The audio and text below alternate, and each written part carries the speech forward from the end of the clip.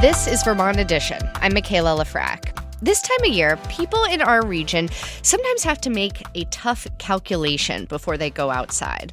Is that haze in the air just the normal result of a warm, cloudy day? Or is it smoke from a wildfire farther north? Is the air okay to breathe?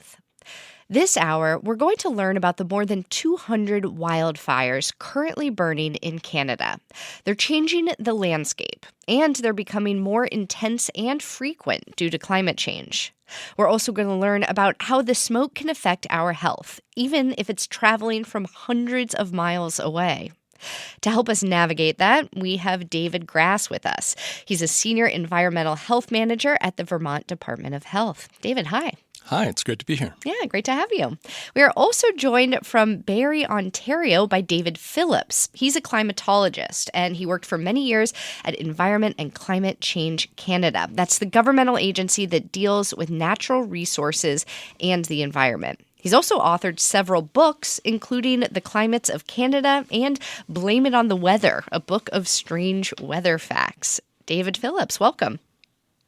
Michaela, nice to be with you, and David, too. Looking forward to our chat today. Yes, double David chat. And listeners, you can join the conversation as well, especially if your name is David. Have you experienced any health impacts from wildfire smoke? Do you have questions about when it's safe to go outside when you notice that telltale haze? You can give us a call at 800-639-2211. You can also email us your thoughts or your questions about wildfires and wildfire smoke to Vermont Edition at vermontpublic.org. So, David Phillips, let's start with you. Wildfires are a yearly occurrence. Yes, it's not absolutely crazy that there are so many in Canada. Yeah? Well, you're right. I mean, it is. It's part of sort of the lazy, hazy, crazy days of summer. It's almost as if it's a guarantee. A school, it used to be when school was out and vacation was started, and then, my gosh, sometimes you'd have wildfires, and there were certain jurisdictions that banned campfires, and be prepared. There could be more smoke in the area, but Michaela, it's become almost a year-round thing. It's not just confined to the hot season. We're seeing in Canada, for example, we have a lot of forests. Our boreal forest is very precious. It covers most of the landscape of Canada, and boy, it does get ignited. It gets ignited by people and by lightning, and we are seeing more of these in current years. Certainly, the season has changed. It's I wouldn't say it's year round, but my gosh, sometimes these wildfires they sort of smolder below the surface, and then all of a sudden they erupt in the spring and they burn again. These are called zombie fires. They come back to life. Ooh. And but what we're seeing clearly is the fact that our provincial forestry services, the national service also, the forestry service in Canada, that we really find that we're looking at these fires, monitoring them, preparing for them, training firefighters, and moving men and women and machinery right really from almost the end of winter to the beginning of the following winter. So it's become almost a year-round activity, and we see that in other countries around the world because we're seeing more fires, Michaela. That's the bottom line. Yeah. They're larger, they burn earlier and later and taller and hotter, and my gosh, and they're caused by both human beings and by nature itself. So it's David, I wanted to ask you in just a second though about the causes of those wildfires, because I know some are caused by humans, some by natural occurrences like lightning. But what you were just saying about the wildfire season being longer and longer was making our in-studio guest David Grass nod his head. David, you're at the Vermont Department of Health. What are you noticing about the lengthening impacts of these Canadian wildfires in Vermont? The impacts of the Canadian wildfires we've seen have mostly been contained to the summer, June, July, August. But I've looked at the graphs that show when wildfires are occurring in both Canada and the U.S., and you do see that the tail ends of the season are now expanding into the spring and to the fall. And so eventually, yeah, that is potentially going to impact the air quality in Vermont during those seasons too. Yeah, and that's what we've been seeing this past month or so, right? And a negative impact on our air quality here. That's right. In June, about half of the days have been moderate air quality on the EPA's AQI scale. So normally in Vermont, we've got really great air quality. It's usually in the green range. But this June, half the days have been in the yellow, both in the north and south of Vermont. Yeah, air quality is like kind of our thing up here. It's the reason people move here. So this is a real change in Vermont life and in this region. It is. Our air quality is precious. There certainly have been times in the past when there were more emissions coming from the industrial Midwest, when there was more coal being burnt, that our air quality was adversely impacted during the summers. But since the passage of the Clean Air Act in 1963 and its amended form in 1970, our air quality has really been getting better. And so that's why it's sort of sad to see us kind of moving in the wrong direction with these more frequent wildfire events. Yeah. Well, David Phillips, let's get back to why these wildfires occur, starting with that very first spark. What are the most common causes of wildfires? Well, I mean, it clearly is the fact that you're dealing with, it's too warm, too hot, too dry for too long. It is the fact that it's often the seeds of the wildfire season are sown in the wintertime. What is the winter precipitation and temperature? We had, for example, this last winter in Canada, we had precipitation was down. I mean, there was snowfall but the snow melted very quickly, Michaela. I mean, it was just normally it sort of eases its way out, and then clearly you get into May and then maybe June, and then the snow has disappeared. But hey, you've the forest is still watered, and so that has been the issue, is the fact that the precipitation, the natural forms of natural sort of climate, has in fact changed. What we're also seeing, though, is that it really, when you come down to it, it's really people and sort of nature that causes this. We have a lot of lightning strikes in Canada, millions, more in the United States, but certainly we do have our share, maybe 3 million lightning strikes from cloud to ground in Canada in an average year. And sometimes you get dry lightning. In other words, you get the thunderstorm, but you don't get the rain. And that is, the lightning can cause those. And so I think the majority of the fires are caused by that. But there's a seasonality to it. Yeah. I mean, the lightning really doesn't really begin into the warm season. We see that June and July and August, probably about 90% of the lightning strikes occur in those 3 months. But the season before that, the spring, is when mostly people start fires, and they would do it inadvertently. They go out and have a campfire and they don't put it out, and then the fire just takes off. Or we see more people visiting the wilderness experience, with all-terrain vehicles and catalytic converters on their car, and they pull off to the side of the road and they marvel at the scenery, and then they take off, and the grass below the catalytic converter is scorched, and boy, you get a fire starting up. So, and there's also, what we're seeing also is more people are visiting the forest area for that wilderness experience and living there. What we used to have fires all the time, but sometimes they would burn in remote areas, and the how we put them out is we let nature put them out. If it started, we let them put it out.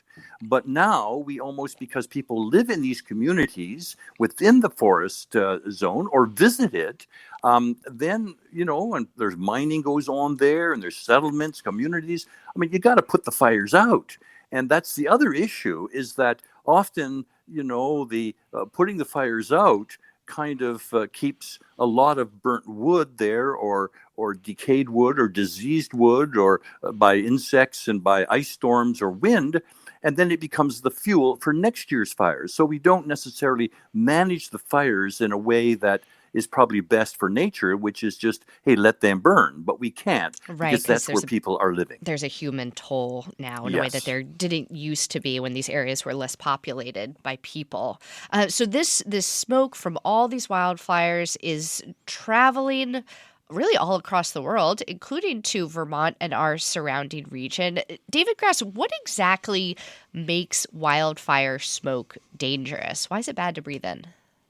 Sure. Well, wildfire smoke is a combination of particles and gases. It's a complex mixture that results from the incomplete combustion of whatever is in the way of the fire. And it's unhealthy for us to breathe, especially for folks who are highly affected. It includes some chemicals that you might find in tobacco smoke, like acrolein, formaldehyde, benzene. Formaldehyde. Things that are carcinogens. It includes nitrous oxides, nitrogen oxides, PAHs, VOCs, secondary ozone. But the thing that we're most concerned about from a health perspective is really the particulate pollution. And within the particulate pollution, it's those smallest particulates that we're most concerned about, which are called fine particulates. Sometimes you hear them called PM 2.5, which means particulate matter that is smaller than 2.5 microns. And those small particulates, they're so small that you could line 30 of them side by side, and it would be the width of a human hair. And they can penetrate really deeply into your lung. And including the smallest ones can enter the bloodstream. Oh. And once they're in the bloodstream, they can have all sorts of systemic effects on your health. Wow. Okay, so that sounds pretty scary. But I also don't want to give people the impression that if they see a like kind of a mediocre, moderate air quality day, that if they go outside, their blood's going to be affected for the rest of their lives. But that's part of what you're doing, right? David is trying to figure out, like, when are people who are completely healthy are at risk? When are people who might have something like asthma more at risk, or the young or the very old? How do you figure out those risk factors? Sure. Well, earlier you were talking about how we need to make a calculation whether what we're seeing outside is haze or that's just sort of natural and part of the weather, or whether it might be something a little bit more ominous, right, like wildfire smoke. And the best way to find out which of those it is to look at what the air quality monitors are telling us. Our Department of Environmental Conservation in the state has a system of air quality monitors. In addition, there are lots of low-cost air quality monitors that people have and send their data to the EPA.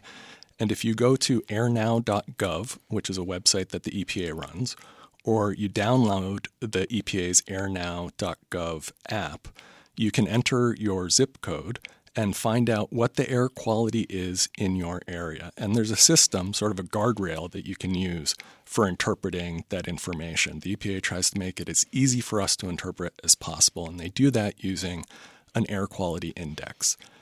We use an index because there are lots of different air pollutants that could affect your health. And rather than having to keep track of the concentrations of each of those different air pollutants, they just take the air pollutant that poses the greatest risk to your health, and they have a system for converting that into a color-coded air quality index. And so that's what you're going to see on airnow.gov. Either it's going to be green, which tells you that the air quality is great, you should go outside and play. You could see that it's yellow, which is what we've been seeing a lot of in Vermont in June. And generally yellow is okay. There might be some people who are the most sensitive to air quality who might feel some symptoms when you're getting towards the higher end of yellow. Orange is an air quality index 100 or above, and that's considered to be unhealthy for sensitive groups or higher risk groups. Red is an air quality index level of 150 to 200, and that's really unhealthy for everyone. At a red level, there are serious health risks for people who are in the higher risk groups, and you really want everyone to be restricting their activity at red or above. Yeah. When you get into the purple and maroon, which are worse than red, you can think of them sort of the bruise colors. That's really when you've got an air quality emergency. It's very unhealthy, it's hazardous, and really everyone needs to be remaining indoors during an air quality emergency. We have lots of listeners in both the U.S. and Canada. David Phillips, is the system of air quality tracking similar there in Canada than it is here in the U.S.?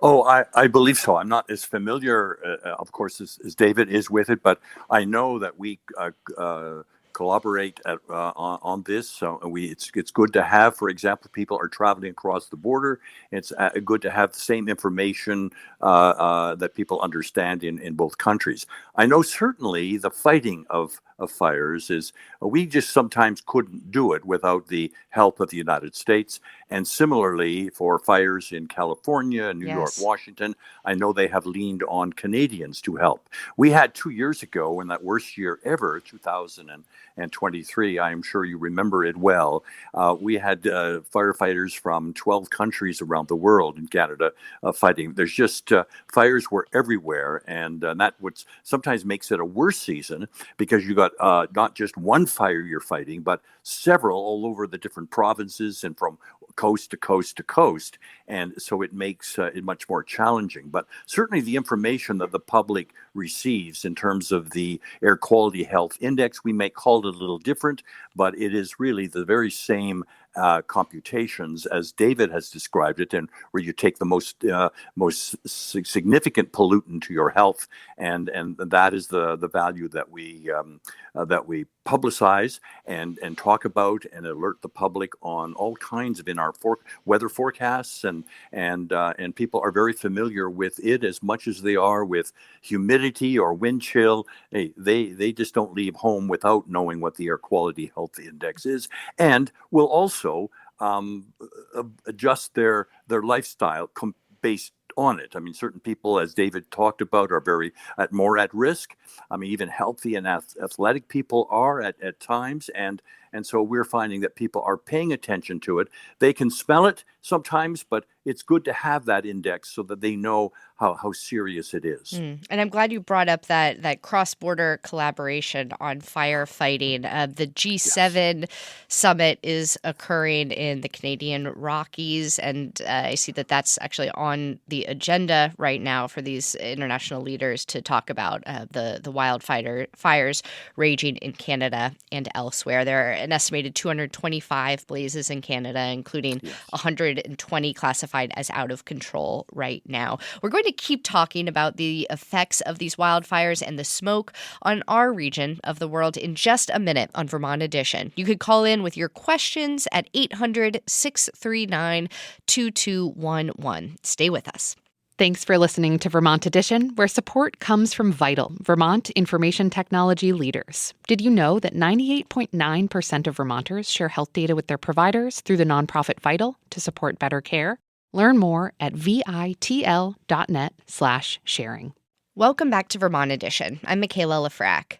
This hour, we are discussing the Canadian wildfires, of which there are more than 200 actively burning.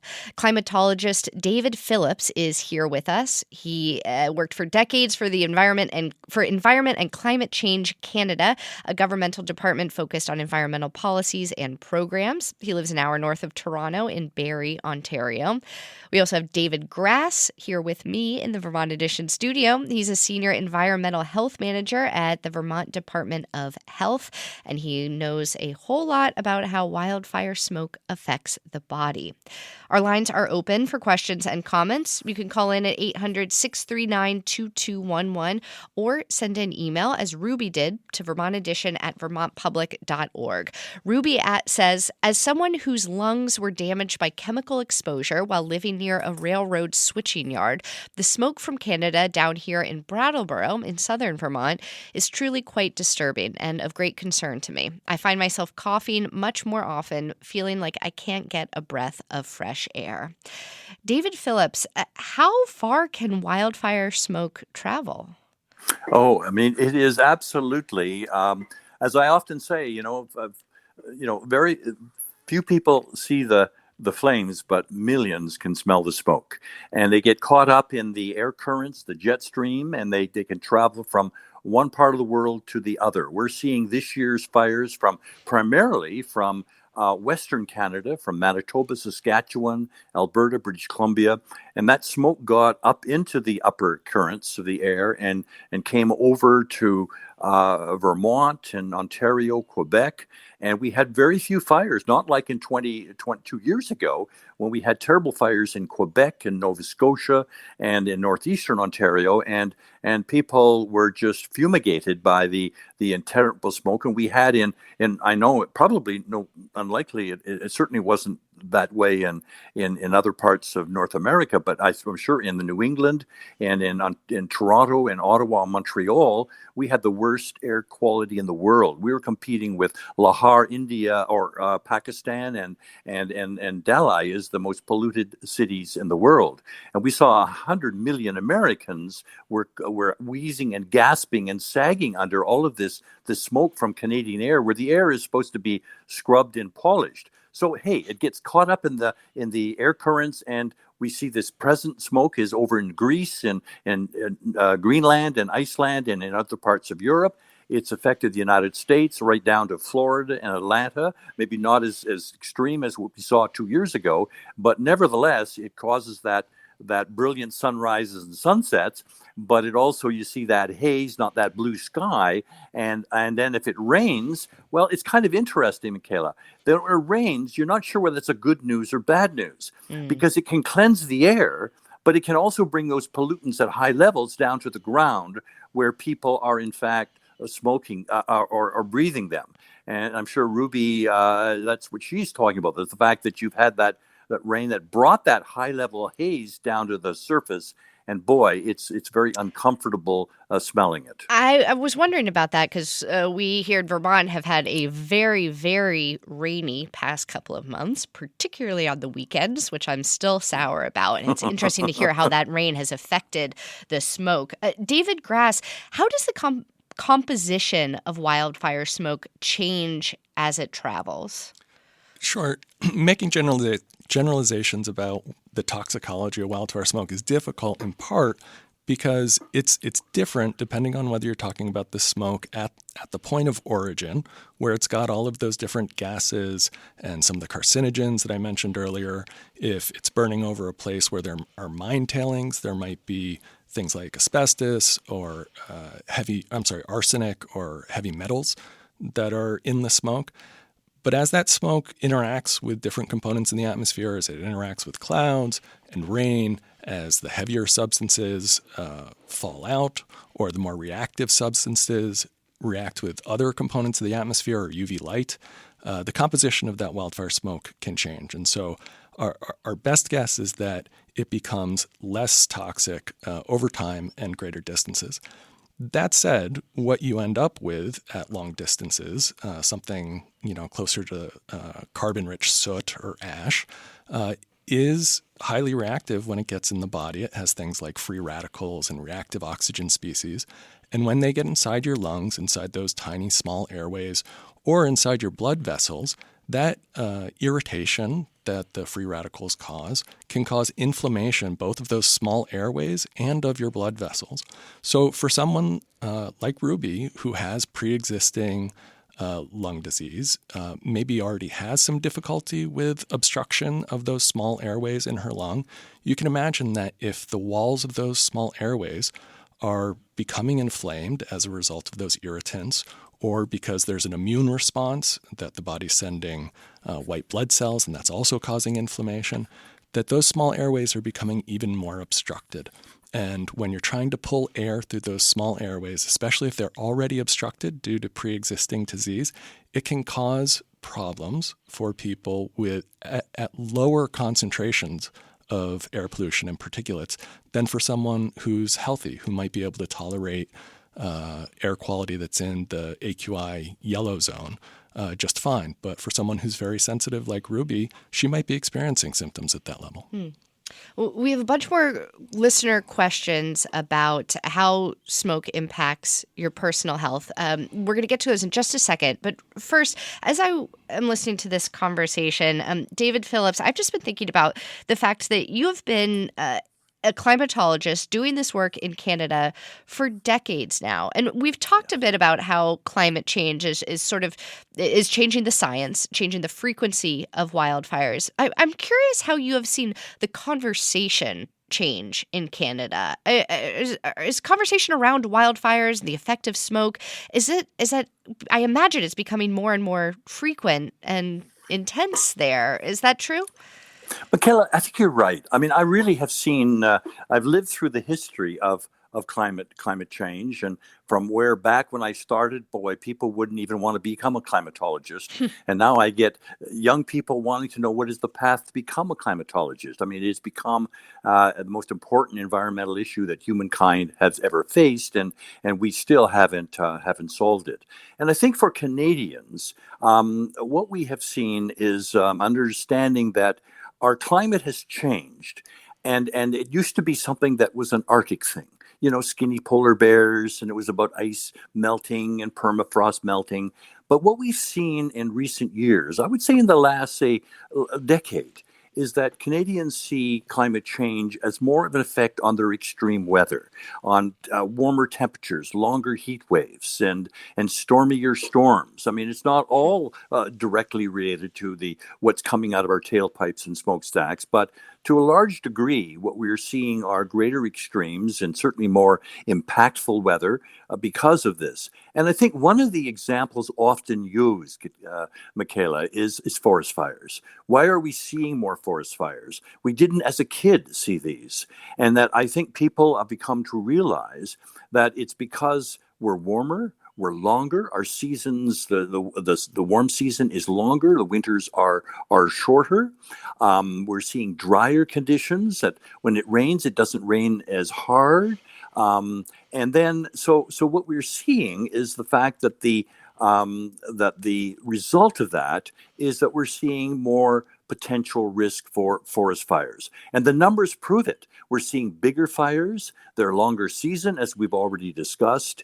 And scientists looking at the human component to climate change have said that because of climate change, that sometimes these fires that are occurring, especially the large ones, are 2 to 10 times more likely to have occurred because of the human anthropogenic warming that we're adding to it.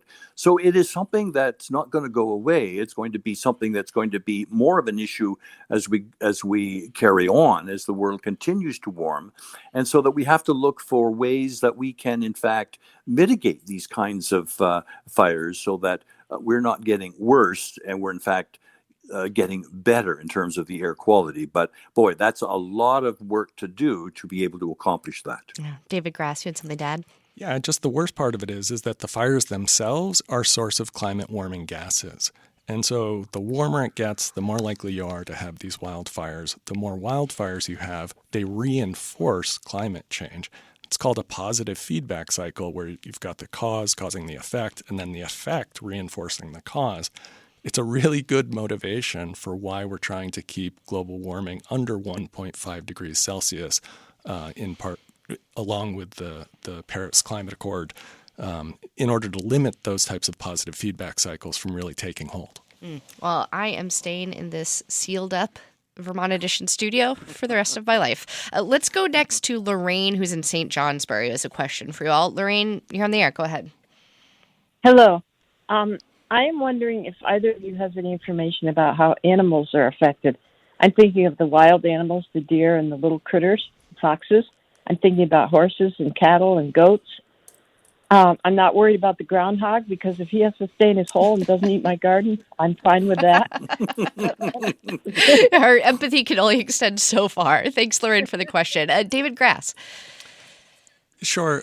What I do know about is that if we're going to take steps in order to reduce our exposure to wildfire smoke, so if you're thinking about putting a mask on yourself to go outside in order to be able to still enjoy being outdoors, but try to do so safely, you've got to think too about your pet. So if you're taking your dog for a walk, maybe in the same way that you're going to try to reduce the duration or the intensity of your outdoor activity, you probably want to be doing the same thing for your pet. Your pet can't have the benefit of wearing a KN95 or an N95 mask to protect them from particulates. So you want to restrict their outside activity. Maybe if you've got a golden retriever who loves playing fetch, you're going to take it easy that day and not throw the ball for your dog that many times. Yeah. Thanks, Lorraine, for calling in. We also got a question from Bill, who asks, why is staying indoors a good idea under bad air conditions? It's all the same air. David Grass? Sure. Staying inside is one of the best things that you can do. And what is the reason for that? In Vermont and other cold climates, we've built our homes to keep the heat in. And so what does that mean? It means that they're pretty well sealed. So if you're inside and you've got your windows closed, you're going to automatically reduce the amount of particulate matter that's getting in your home by about 50%. Now, that's not always going to be comfortable. If it's hot out and it's going to be hot inside your home, that could make for a very dangerous situation if you've got hot weather. So if you do have an air conditioner, it's best to run that because that can keep you safe from the heat. Most air conditioners have an air filter built in. You want to make sure that that air filter is that you've cleaned it, you've checked it, and it's working properly. Some air conditioners have a recirculation setting, and so if you can turn that on, that's great because then it's pulling air from the inside of your home instead of the outside of your home. But all of those are steps that you can take in order to make sure that the air inside your home stays safe. Another thing you can do is not do things that are going to contribute air pollution to your indoor air quality. So you want to avoid doing things like vacuuming, avoid maybe using your toaster oven, avoid lighting candles, avoid frying meat at high temperatures. That can produce. I made some sausage for breakfast this morning and saw the air quality in my house go from green to yellow. So I wasn't doing the right thing there. So whatever you can do to keep the clean air inside your home clean is great. Oh, another check in the checkbox for vegetarianism, I guess. Wasn't expecting that one. We just got a comment from Dorothy in Chester, who writes, my husband and I recently returned from Switzerland, where the smoke from the Canadian fires was quite extreme. We were shocked to see the Alps blanketed with smoky haze. David Phillips, that goes back to what you were saying earlier about how this smoke is traveling all around the world. How do we know that smoke in Switzerland is coming from Canada? Well, we have equipment, air monitors that can take the pollutant out of the air, and we can then do sort of almost like an autopsy of it, and do sort of what pathologists do, and to check back and say, well, what is the source of that? And it's just like we have Sahara dust that blows into parts of the southeastern part of the United States. They can see where that's coming from. They can do an analysis of the deposition and be able to trace it back. We can do this with even chemicals from certain factories. We can determine where the pollution is coming from because of of the exhaust from factories, and we can do it from smoke too. But also, we have satellites that can monitor the air quality, look at the air, the plumes, and we can trace it. And that's one of the great things that meteorology has been able to do, is to be able to do these atmospheric models that people can see where the air pollution is coming from and how it is moving to your area and then going to dissipate on the winds or the precipitation, so that you can have almost a forecast of exactly when the air quality is going to be poor and when it is over with, so that you'd be able to resume your activity. So by monitoring these, we can help to create a more healthy environment under a very polluted sky. David Phillips is a climatologist. He works with the Canadian Governmental Department Environment and Climate Change Canada. David, thank you so much for joining us today and sharing your expertise. Well, Michaela, thank you so much. I learned a lot myself, and it was great to come aboard. Good. And David Grass with the Vermont Department of Health, thank you so much as well. It's been my pleasure. All right, we have to take one more quick break. But before we do, I just want to briefly let you know about a really fun event that Vermont Edition is putting on tomorrow, Wednesday. We're going to be in Barrie at the Barrie Social Club for a community gathering and a taping of Vermont Edition in front of a live audience, and you are invited. It's a free event. It's called Building Queer Community Across Vermont.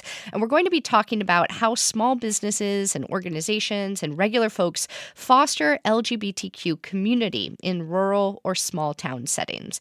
And June, of course, is Pride Month, so it seemed like a perfect time for this conversation. Again, it's free, and you can sign up at our website, vermontpublic.org/events. And that event is tomorrow, Wednesday evening. All right, time for that quick break. When we come back, we're going to hear an update from a Boston Globe correspondent about recent ICE detentions in our region, including an immigrant rights advocate and his 18-year-old stepdaughter. That's in just a minute. Stay with us. Welcome back to Vermont Edition. I'm Michaela Lafrac. Detentions by federal immigration agents in Vermont continue to draw significant backlash. One recent example occurred on Saturday when 18-year-old Heidi Perez and her stepfather, Jose Ignacio de la Cruz, were pulled over by Border Patrol in Richford. Both are undocumented Mexican nationals. De la Cruz is a leader of the immigrant rights advocacy group Migrant Justice. On Monday, yesterday, hundreds of people gathered at the State House in Montpelier to demand their release. Free them all! Free them all! Free Haiti! Free Haiti! Free Nacho! Free Nacho! Free them all! Vermont-based journalist Paul Hines has been covering this story and others on the immigration beat as a correspondent for the Boston Globe. He joins us now. Hey, Paul. Thanks for having me. Yeah. So what do we know about these two people who were detained on Saturday? Who are they? Well, what we know about what they were doing that day is, according to their lawyers and supporters, they were bringing food to dairy farm workers near the border. And they'd completed that and were driving back home when they were pulled over by Border Patrol agents. And according to Border Patrol, there were reports of suspicious activities in the area. Border Patrol has not said on the record what sort of suspicious activities, but that prompted them to pull over these two individuals. At that point, Perez and De La Cruz followed the guidance that undocumented people in Vermont and elsewhere have been given, which is basically don't answer questions if you don't need to, don't implicate yourself. If Border Patrol does not have reasonable suspicion, they're limited in what they can do. So these two apparently stayed quiet, did not roll down their windows, and they called an emergency hotline to get further guidance from Migrant Justice supporters. So after they did that, Border Patrol agents smashed a car window on the driver's side and, according to supporters of these two, forcibly removed them, detained them at a nearby border facility, and eventually lodged them at local prisons in Vermont. And Perez, I should note, is 18 years old, recently graduated just a week or so ago from Milton High School, yes? That's right. She graduated exactly 1 week before she was pulled over and detained. She had come to the U.S. two years earlier when she was 16 years old, had completed her high school education at Milton High School, spoke with a teacher of hers who said the community was devastated by her detention, who described her as creative, kind, devoted to her family and her community. And she was also an activist. She had testified at the State House last year in favor of a bill that would make it possible for undocumented Vermonters to get access to financial aid and in-state tuition rates. And she was poised to actually make use of that law this fall when she was scheduled to go to Vermont State University in Castleton. And I should mention, if you have questions about these detentions that we're talking about or insights to add yourself, you can call in at 800-639-2211 or email Vermont Edition at vermontpublic.org. We're speaking with Boston Globe correspondent Paul Hines, who's based here in Vermont.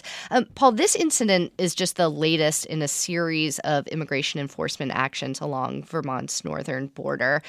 There was the case of around 9 Mexican men who were detained by Border Patrol on a dairy farm in April. Around 10 construction workers were detained in Newport. Do we have data showing that these stops are part of an upward trend or just simply a change in Border Patrol stops? Or is there simply more attention on them due to President Trump's promise to increase border security and his focus on immigration? That's a difficult question to answer, and I don't think I can answer it in the Vermont context. Yeah. Certainly, those two raids or I shouldn't call them raids even, those two enforcement actions were among the biggest that we are aware of in Vermont in recent memory. There have been also many much smaller actions taken over the last few months of the Trump administration, but similar actions were taken during previous administrations, during Democratic administrations as well.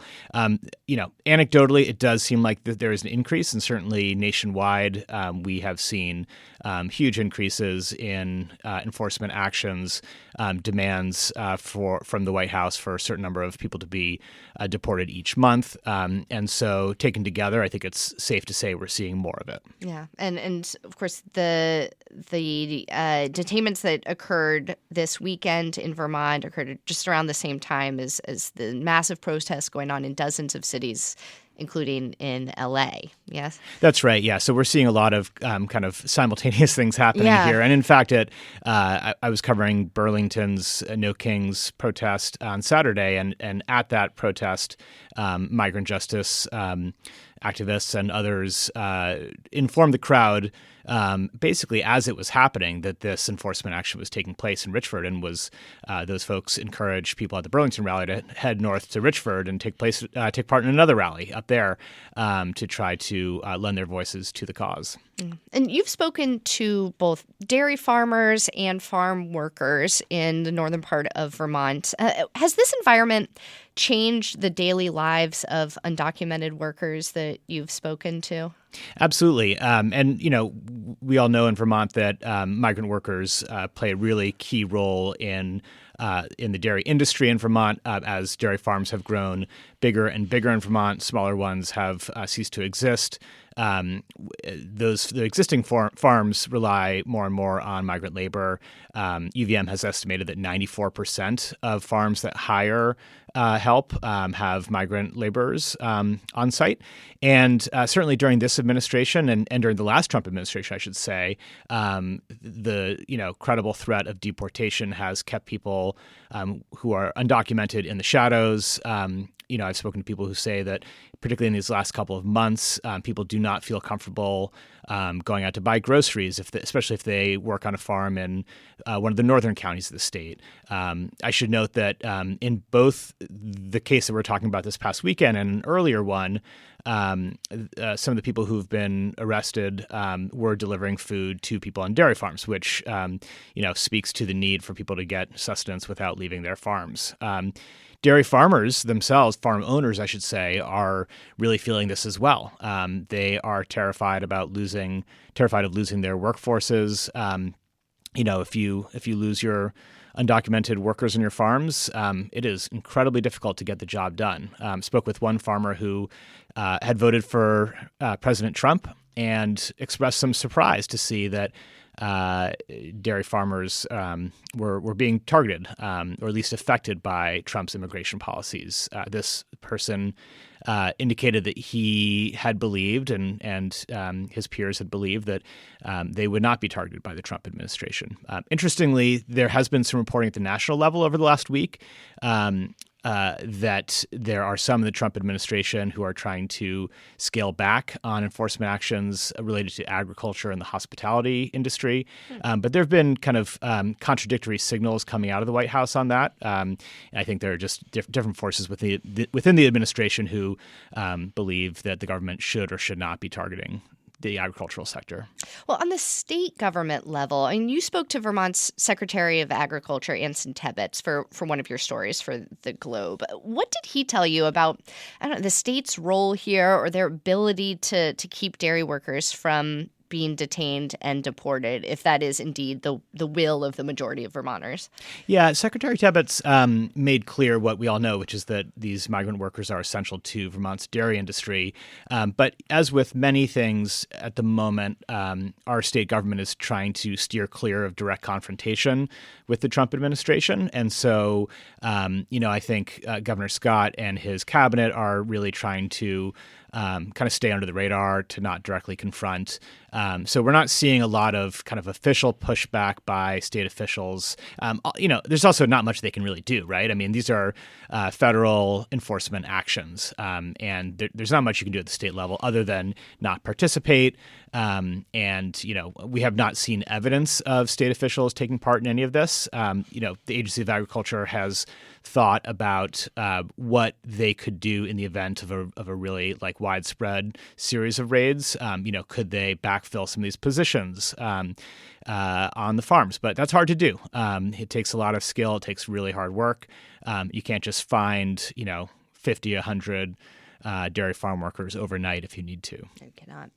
Well, I know that on the state level, Migrant Justice, the immigrant rights organization that we mentioned earlier, they've been pushing for state-level reforms on a lot of issues that affect migrant workers.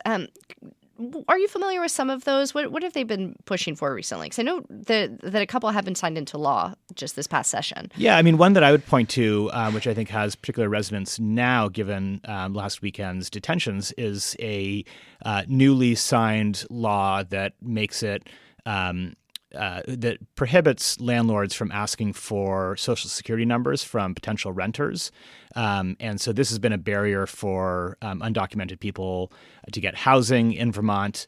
And the irony here is that one of the people who spoke most passionately about this issue in committee and at a press conference at the State House was Jose Ignacio de la Cruz, who, of course, was one of the two arrested this past weekend.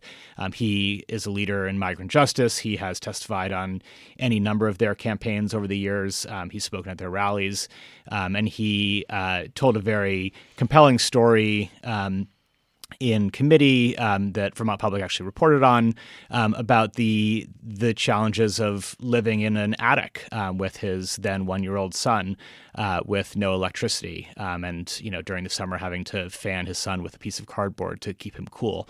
And this was a result of his inability at the time to get suitable housing for his family. He has since obtained housing, but of course now he is in a prison in St. Albans. Well, we benefit from you, Paul, and other reporters who've been able to bring us these stories and talk directly to the people who are being affected. If I know you, Paul, you have a lot of irons in the fire right now and are following lots of different threads in your reporting. What are you keeping an eye on this immigration beat? What's coming next for you?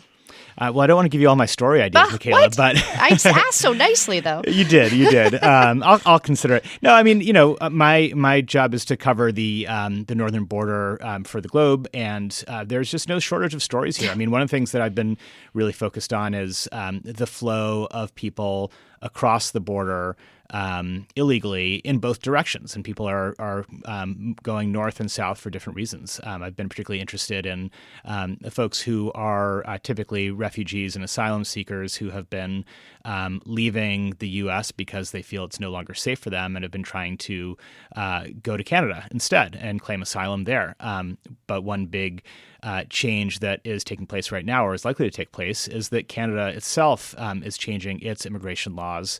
The new Prime Minister has proposed a really sweeping set of reforms that would make it harder to claim asylum for those who are going from the U.S. to Canada. So, for example, Haitians who will be losing and are losing their status here in the U.S., if they go north to Canada, if this bill passes, it could be far harder for them to successfully claim asylum. Well, we look forward to hearing more once that reporting comes out with the Boston Globe. Paul Hines is a correspondent for the Globe based here in Vermont. Paul, it's been a pleasure talking with you. Thanks for having me. And before we go, I just want to share one more reminder about Vermont Edition's live event tomorrow at the Barrie Social Club. You are invited, and it's free. The event is called Building Queer Community Across Vermont. Our guests include the owners of Foxy's and Slowpoke Exchange, two local businesses in Barrie, and organizers with the Rainbow Bridge Community Center and Vermont Queer Craft. It's going to be part panel discussion, part social mixer, so you can come out, meet some friendly faces, as well as the Vermont Edition team. You can sign up for your free ticket at vermontpublic.org/events. All right, today's show was directed by Aaliyah Papes. John Ahrens is our managing producer. Andrea Lorian and Daniela Fierro are our producers. Our intern is Callie Canuxerl, who is also our call screener. And our theme music is by Myra Flynn. I'm Michaela Lafrac. Thank you so much for listening, and we will catch up again soon.